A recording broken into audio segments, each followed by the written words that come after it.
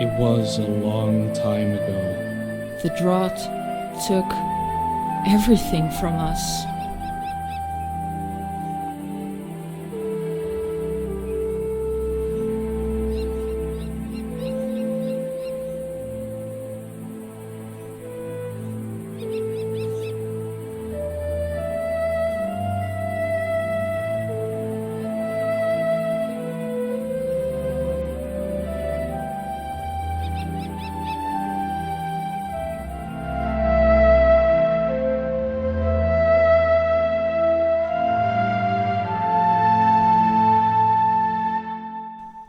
Welcome.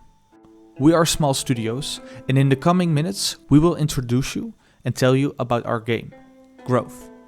Growth is a game about change.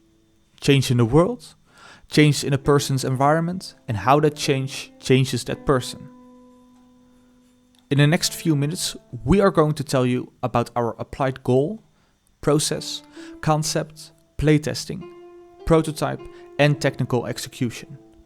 In the background, you will see gameplay of the game. The gameplay in the background will give you a glimpse into the game. For the whole playthrough, we want to invite you to play it when the school opens once again. Enjoy. How can games help people engage in the global challenge of gender equality and good lives for children and youth around global agriculture in the face of climate change? The main goal of our concept was to create an applied game that kept the fun of an entertainment game whilst focusing on the gender dynamics between the two main players. We settled on making a two-player co-op game, where you play two siblings. Together you follow their story, starting on a barren farm now incapable of growing food because of drought, through the mountains and villages to find a better life. We wanted to put focus on the dynamic between the two and how it evolves over time. When you start a game, they perform tasks that are expected of the gender they are. Our goal was to show that over time they realize that they are not limited and achieve anything and do anything that they want.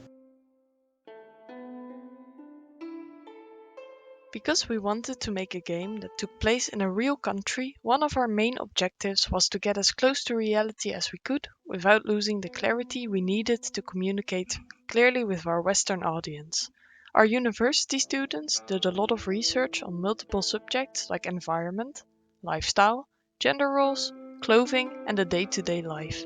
We then took these results and converted them into assets. We had a few occasions where we realized due to our playtests that certain assets needed to be adapted to a more westernized style because they failed to communicate what we intended to our playtesters. When we started the project, our goal was to make 6 different chapters. We ended up scaling that down to 5. We felt that by combining different parts of the story, we could make it more clear and gameplay packed instead of drawn out.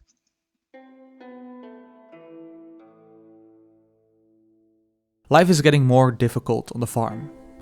Crop yields have gone down the last few years, and this year is particularly bad. At present, you are the only 2 children in the family. Your parents have passed, and now you have to seek opportunities elsewhere.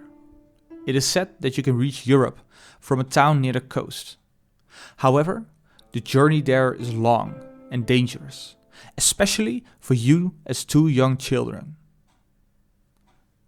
You gather the last bit of food you can get from the land and set out on your journey. First, there are puzzle elements where the characters need to help each other due to their physical differences, where the boy is larger and stronger and the girl is smaller and more agile. These are not just physical differences, but also social differences. Due to what the characters are used to in their village, the boy takes the lead and is able to do more actions than the girl is able to do. Later in the game this is switched and they have both the same amount of interactions they can do. Puzzles involving difference in literacy. The boy is able to read better than the girl.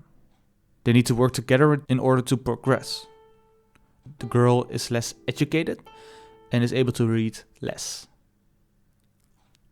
Once the children come into a town, there are different interactions and they fall back into the tasks that they always need to do, into their gender roles.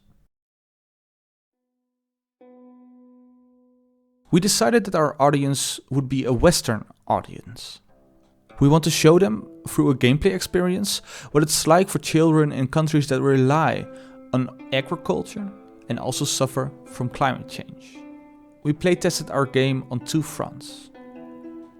We tested it gameplay-wise. If it is fun to play, is the gameplay clear?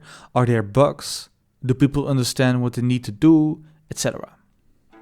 And we tested on clarity of our message. Do people understand what the game is about? Do they realize why they have certain gameplay roles depending on the gender they play? Is the story clear? Do they feel like they play an evolving dynamic?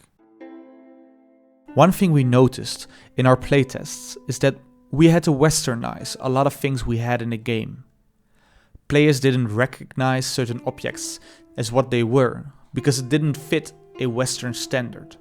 A good example for this are the graves of the parents. We had to add a cross to them to communicate clearly that they were graves. We gave the story a clearly recognizable Western pattern. Act 1 was the introduction. Act 2 was the journey and the confrontation. And Act 3 was the happy-ish ending.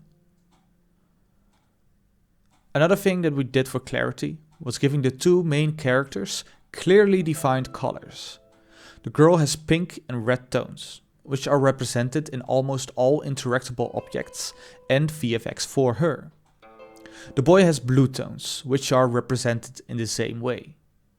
If we had the time for more iteration, we would have liked to add more narrative, more small interactions between the 2 players, more variety in environment, and more challenging puzzles. In the game you will learn a lot throughout the game itself. In Chapter 1 you will learn the controls of the game, but in a way that it doesn't feel like a tutorial. Chapter 1 is perfect to learn the controls because you can take your own time. There's no timer or any type of fast action you need to accomplish. Later on in the game it gets a little harder, but by then you will know all the controls and mastered it enough to play those levels.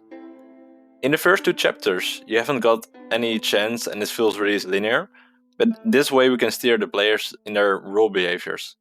When you enter Chapter 3 things change. Here you can talk to NPCs and walk around freely. If you proceed to the next level you need to steal food in this same town. Here you can have like 2 different options to play the game. You can either steal the food fast and the villagers will run after you, or you can steal the food sneaky and don't get caught by any villager. When you proceed to Chapter 4, you will encounter hyenas. The goal for the girl is to protect the injured boy. He fell off a bridge at the end of Chapter 3. We chose to let the hyenas only attack the boy because he is the easiest prey. He cannot run very fast. At last, you have Chapter 5. We want to make this more like an emotional level, and not with that much gameplay. Here you can read some stories on the signs with real life quotes of some stories. When you will walk to the end of the path, you encounter the boat that brings you to Europe. We chose to make a digital game. The engine we chose for this was Unity. It was the most accessible for everyone because we all had worked with it before. There are several different systems that are responsible for interactions. We kept them all separate tech-wise, but they work together to create a working experience. By doing this, we prevented the possibility that one bug would break the entire game. We wanted extensive audio with different layers. To achieve this, we used Fmod. This gives us more freedom and possibilities compared to the Unity audio engine. For the art, we chose a stylized 3D style. We found that it's an easily achievable style that is accessible and clearly understood by most audience, as it's quite simple and not hard to comprehend.